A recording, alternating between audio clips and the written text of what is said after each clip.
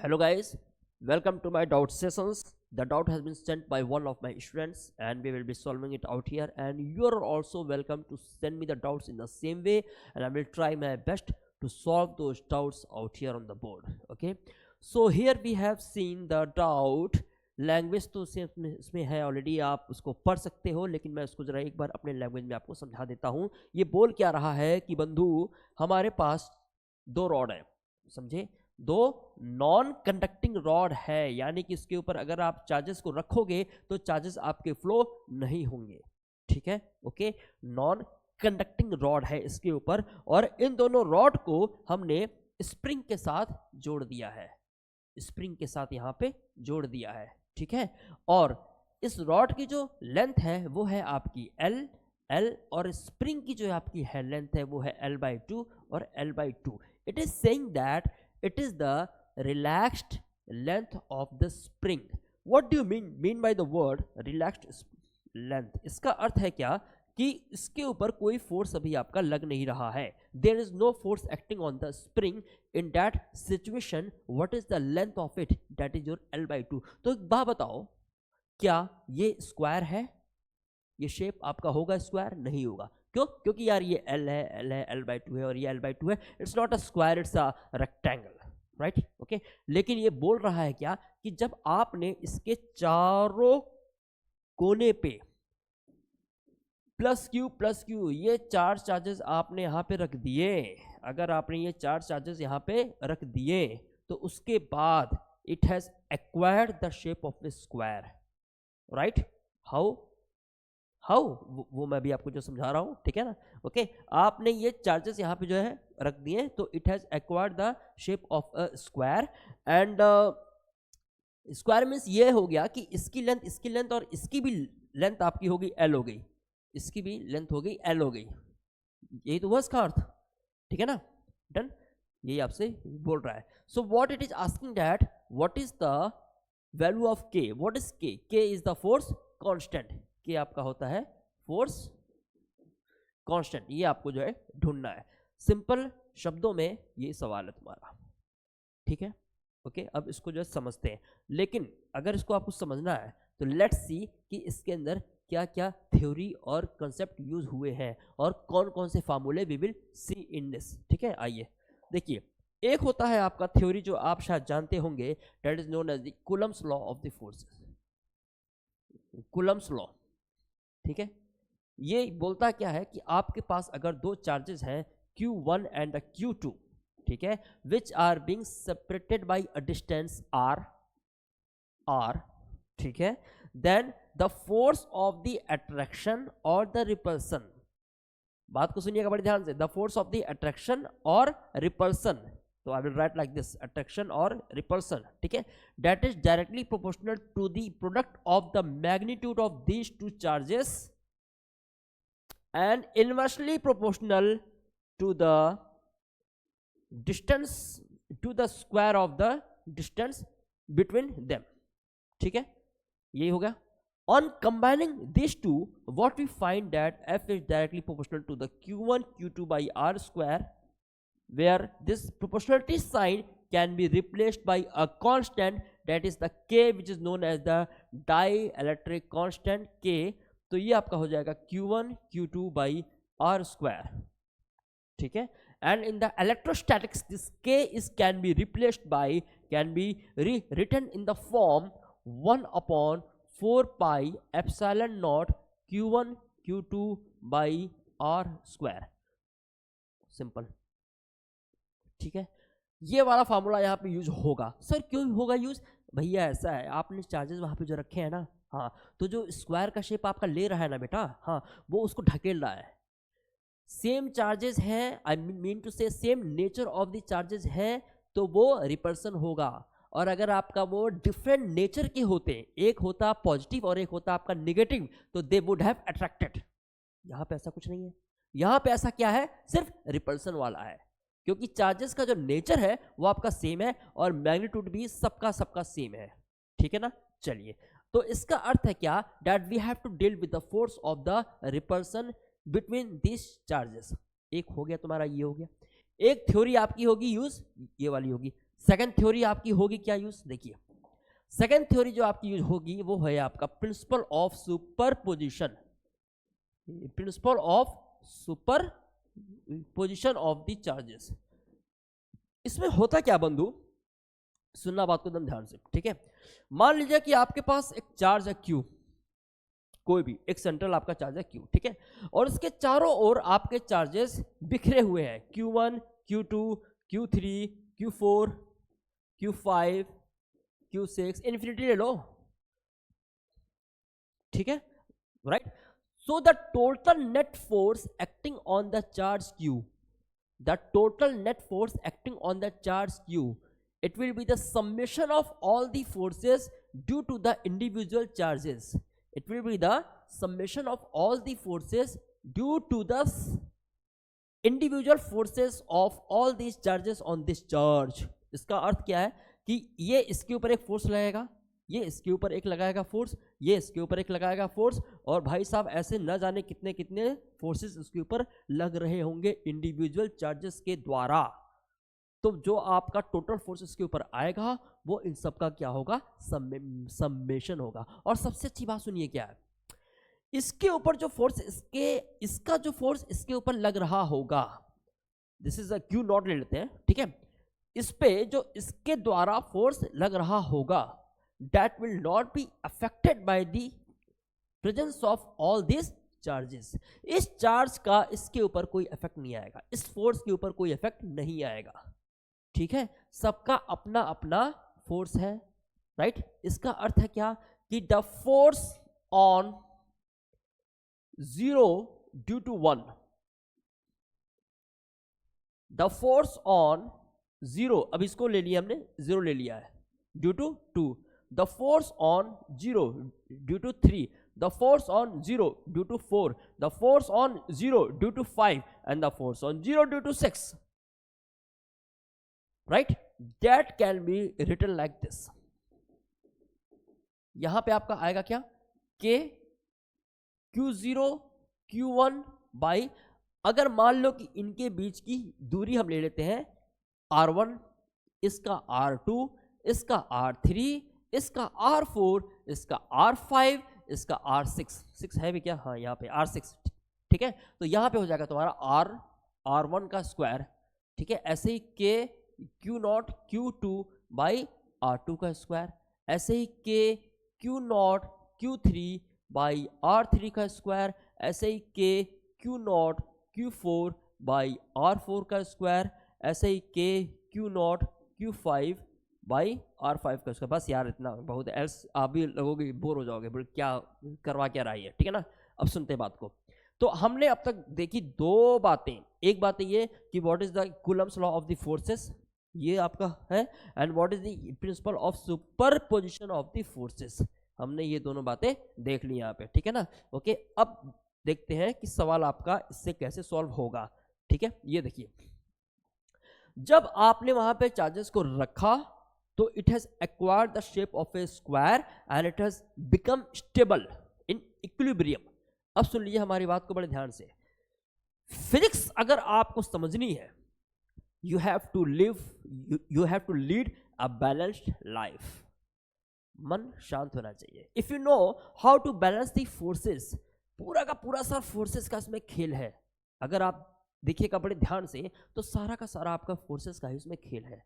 If you know how to balance the forces then आपकी physics आपके हाथ में है। समझ गए बात को? चलिए आइए इस पे आते हैं, ठीक है। तो इसमें भी आपको फोर्सेस को करना है balance. Let me take one charge. आप कोई भी इसमें से एक चार्ज ले सकते हैं, ठीक है। मैं ये वाला चार्ज मैं उठा लूं, नीचे वाला चार्ज मैं उठा लूं, अगर आपकी आज्ञा हो तो ये वाला चार्ज मैं उठा लेता हूं, और इस चार्ज के ऊपर कौन कौन से फोर्सेस लग रहे हैं उसको हम देखते हैं, ठीक है। Okay, so are you ready guys? Let's go for the forces out here. तो यहां पे था आपका स्लाइड ये, और इसमें एक और जोड़ देते हैं, ठीक है ना।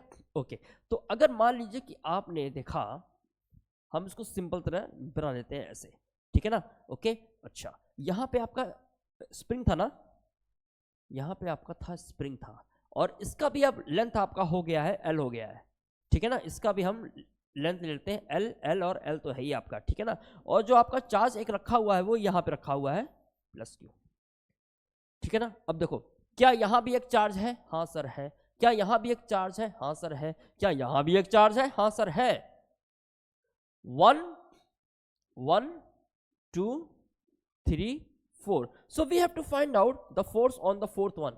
The force on the fourth due to 1, the force on the fourth due to 2, the force on the 4 due to third. Notation आप जो ये समझ रहे हो ना बेटा, the force on due to what, ठीक है, ठीक है ना। अब आते हैं इसके ऊपर, the force on the 4 due to 1 is what, 1 मतलब ये वाला, अच्छा अच्छा अच्छा, ठीक है ठीक है ठीक है। तो ये आपका हो जाएगा k q स्क्वायर। भाई आपके सारे के सारे सेम है ना, वो we are following what, the Coulomb's law, ठीक है ना। ओके, तो k q square by length कितना है बेटा, l स्क्वायर। कोई शक नहीं ना आप लोग को, ठीक है। अब आते हैं यहां पे, द फोर्थ पे 2 के द्वारा। Okay, so the force, the line of the action of the force, it will be like a diagonal, it will be a diagonal, ठीक है। So we have to find out the length of this diagonal, and I hope that you know very well what is the Pythagoras theorem. Simple सी बात है, ठीक है। तो ये आपका हो जाएगा root of l square plus l square, ठीक है। तो अब यहां पे आते हैं, the force on fourth due to 2 is k q square by what is l, l is what, l square plus l square यानी कि 2l स्क्वायर का रूट, यानी कि रूट ऑफ 2l स्क्वायर का स्क्वायर। क्या बात है, रूट का झंझट खत्म हो जाएगा, ठीक है। The f on fourth due to this third, I think it will be again l, क्योंकि स्प्रिंग का भी लेंथ आपका l हो गया है, तो it will become k q square by l square. And here again अब क्या रह गया, the fourth on fourth, fourth of fourth तो कुछ है ही नहीं बेटा, ये तो कुछ है ही नहीं, ठीक है ना। ओके, तो यानी कि इसके ऊपर जो आपके नेट फोर्सेस हैं ये इतने लग रहे हैं 3। क्या ये बात सही है? एक चीज रह गई बंधु, एक चीज रह गई, जब ये आपका इस तरफ जा रहा है, there is a extension in the spring, do you mind that, there is an extension in the spring, spring आपकी खिंच रही है, तो इसका अर्थ क्या है, the spring force it will be acting in the opposite direction to the displacement, means तो जो आपका फोर्स ऑफ द स्प्रिंग है वो आपका एक्ट करेगा ऐसे। The force of the spring, let me draw with the magenta line, metro में नो आजकल तो आता जाता रहता, तो ये red line, blue line, yellow line, magenta line, ये है एफएस, ठीक है। The force of the spring it will be acting in the opposite direction to the displacement, ठीक है। तो ये आपका हो गया, यहां पे ऐसे हो गया, ठीक है ना, डन, एफएस, ठीक है। अब हम देखते हैं इसके ऊपर नेट फोर्सेस हैं क्या क्या। तो जो आपका नेट फोर्सेस इसके ऊपर एक्ट हो रहा है बंधु, जो आपके इसके ऊपर नेट फोर्स एक्ट हो रहा है, ठीक है, वो है आपका क्या क्या, the F, the force, we can draw the vector diagram of it ना, right. Let us go for the blue colour, एक ऐसे करेगा, एक्ट करेगा, यानी कि F on fourth due to third, ठीक है, ओके। एक आपका एक्ट करेगा ऐसे, वो उसको ढकेल रहा है यूं ऐसे, the force on the fourth due to 1, right, and the force on the fourth, the force on the fourth due to second, yes yes, why not, and here the force of the spring, here the force of the spring, ठीक है। तो क्या हमारा एक net diagram, मैं इसको हटाऊं क्या यहां से, क्योंकि इसकी तो कोई जरूरत नहीं है, ठीक है ना। अगर मैं इसको हटाता हूं यहां से, and if you draw a simplified free body diagram of this, तो we will find that it is like this.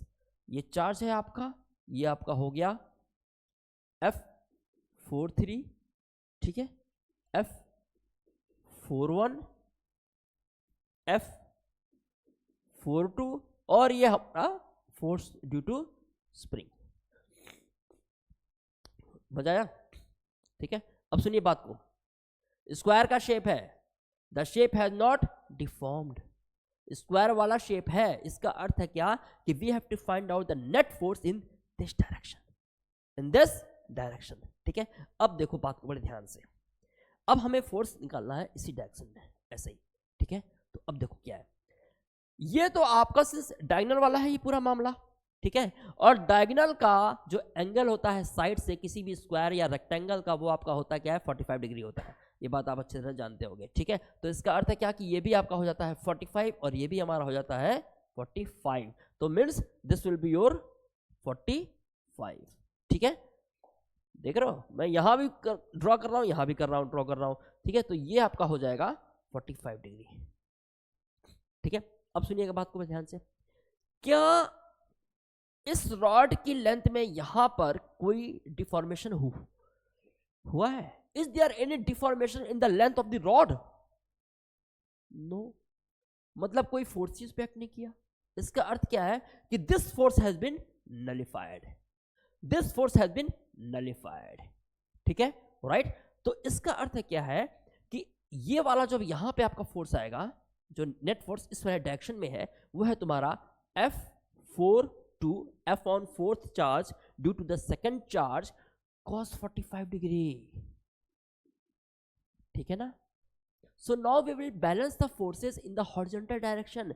Vertical direction वाला तो अपने आप बैलेंस हो गया है, उससे हमें कोई लेना देना नहीं है, क्योंकि रॉड में कोई भी आपका डिफॉर्मेशन नहीं हुआ। अब आते हैं इसके ऊपर, तो अगर we will draw it out, let me write it on the second slide, okay. So जरा याद वो रखना F43 है, ठीक है ना, ठीक है, right. I think this is your F on fourth due to the third plus F on fourth due to the second, its horizontal component, ठीक है, that will be equal to the force that is on the spring acting in the opposite direction to the displacement, so it will be your Fs, the force due to the spring. So this is the equilibrium equation for the forces that is acting on that considered charge, ठीक है। अब आते हैं इसके ऊपर, what is F43? यार कुछ नहीं होता है भाई, KQ square by L square, ये तो था तुम्हारा शायद, देखते हैं भाई, on fourth due to third, हाँ ये L स्क्वायर है, very good very good very good, सही है, ठीक है ना, ओके। प्लस अब इस पे आते हैं, ये क्या है बेटा, KQ स्क्वायर बाई, ओहो ये तो डायगोनल वाला मामला है, ये वाला मामला है, तो यानी कि √2L स्क्वायर का होल स्क्वायर है, तो मतलब ये आपका हो जाएगा 2L स्क्वायर। इतना सोचना क्या है, क्यों, it will be your 2L square हो जाएगा तुम्हारा, राइट, 2L स्क्वायर हो जाएगा तुम्हारा, ठीक है ना। And cos 45, what is the value of the cos 45? 1/√2, ठीक है, तो ये आपका हो गया 1/√2। और सुनिए, the force due to the spring, बच्चा जानता है, K delta x, K delta x, ओहो ये K क्या है बेटा तुम्हारा, स्प्रिंग कांस्टेंट, जिसकी वैल्यू हमें ढूंढनी है, अरे इसी की तो वैल्यू हमें ढूंढनी है बंधु, स्प्रिंग कांस्टेंट, ठीक है। और ये डेल्टा एक्स क्या है, हाउ मच एक्सटेंशन और compression in the spring has been observed. यहां पे क्या हुआ है, एक्सटेंशन हुआ है, कितने का एक्सटेंशन हुआ है, पहले था क्या L/2, अब क्या हो गया L, कितना हुआ L/2, समझ के बात को, नहीं समझे, सुनिए, length initial L/2, length final L, what is the value of delta L, length final minus length initial, यानी कि L/2, बरोबर, ठीक है। अब आइए इसके ऊपर, तो यानी कि ये तुम्हारा आ गया KQ square by L square plus KQ square by 2L square into 1/√2, that will be equal to K, और ये है तुम्हारा L/2। परफेक्ट, हमें क्या ढूंढना है, ये K यहाँ कैसे आ गया, कंफ्यूज नहीं होना यार, मैंने तो सिर्फ लिख दिया, actually it should be your 1/4πε0। सुनना बात को बहुत ध्यान से, ये K है तुम्हारा स्प्रिंग वाला, ये वाला जो K है ये है तुम्हारा डाइलेक्ट्रिक कांस्टेंट। तो काम करते हैं ना, इसको यहाँ से कर देते हैं, रिप्लेस कर देते हैं, ठीक है भैया, कंफ्यूज मत होना इसके ऊपर, वरना पता चला कि K सारा काट पीट के बैठ गए, ठीक है, ओके। तो मैं काम करता हूँ, इतना जो सोचना क्यों है, ये क्या है तुम्हारा L स्क्वायर है, यहाँ पर लिख देता हूँ 1/4πε0, यहाँ भी हम लिख देते हैं 1/4πε0, और यहाँ भी तब जाहिर सी बात है Q square by L square आएगा। तो हम एक काम करते हैं ना यार, इतना सोचना क्या है, Q बाई L स्क्वायर 1/4πε0 को ले लेते हैं बाहर, Q square upon 4πε0 L square को हम ले लेते हैं बाहर, तो यहाँ पे आ गया तुम्हारा 1 प्लस, ठीक है, 1 plus Q square upon 4 pi epsilon naught L square आपका बाहर आ गया, तो यहाँ पे आ जाएगा 1 + 1/2 2√2 1/2√2। क्या बात है, मजा आया था इसके अंदर कुछ? अब सुनिए बात को बड़े ध्यान से, कुछ कट सकता है क्या, हमें ये निकालना है कि स्प्रिंग कांस्टेंट, ठीक है। आप लिखिए यहाँ पे क्या लिखा एल, ओके, हमें ये निकालना ना यार, तो सारे के सारे को उधर भेज दो, सब उधर भेज दो आप सीधा उधर। तो यानी कि ये तुम्हारा हो जाएगा 2q² by 4 pi epsilon naught l cube यहाँ आ गया ना ऐसे, ठीक है, 1 + 1/2√2 that will be the value of the के। अब आप एक काम करना, ऑप्शन जरा देखना बड़े ध्यान से, इस सवाल में मैंने कई ऑप्शन तो है नहीं, ठीक है, तो आप जरा ऑप्शंस को देखना बड़े ध्यान से कि ऑप्शन यहाँ पे था क्या, उस ऑप्शन से, उस ऑप्शन के हिसाब से you have to proceed for the calculation, ठीक है। वैसे इसका सिंप्लीफाइड वे आपका हो जाएगा, ये वाला है ना तुम्हारा मामला, ठीक है ना। यहाँ पे आप चाहो तो उसको कर सकते हो ऐसे 2q² by 4 pi epsilon naught l cube, ठीक है ना, okay, and it will be what 2√2 + 1/2√2 that will be equal to value of the k, okay. तो यहां से आपका 2 जाएगा, कैंसिल हो जाएगा, ठीक है ना, ओके। तो जो भी इसका आंसर हो, you can match it out with the options which is given in the question, in the doubt. जो वे था आपको समझाने का वो मैंने आपको समझा दिया है, ठीक है। तो इसके अंदर बंधु क्या क्या हमारा यूज हुआ है, ये सवाल था, हमने पहले आपको सवाल को समझाया। Since I am a faculty, इसीलिए I have taken so much of time to explain this out, लेकिन अब आप स्टूडेंट हो तो आप you have to find out the shortcuts, the short tricks to solve it out, but me as a faculty I have to explain all the things, right, okay. तो आप पहले diagram को जो समझे, उसके बाद आपने ये देखा कि इसमें क्या क्या कंसेप्ट, क्या क्या थ्योरी यूज्ड है, ठीक है, और उसके बाद क्या है, what is the principle of the superposition, ये सब भी वही थ्योरी में था आपका। फिर मैंने इस डायग्राम को समझा के एक फ्री बॉडी डायग्राम आपको समझाया, जो फ्री बॉडी डायग्राम आप क्लास 11th में 2nd चैप्टर से ही पढ़ते आ रहे हो। उसके बाद हमने सारे इक्वेशंस को किया, इक्वेट किया, और फाइनली आपका आंसर आ गया। That's all the way you can solve it, okay? So stay tuned to my channel for such more doubts, and you're all welcome to send me your doubts out here. Thank you very much for your time.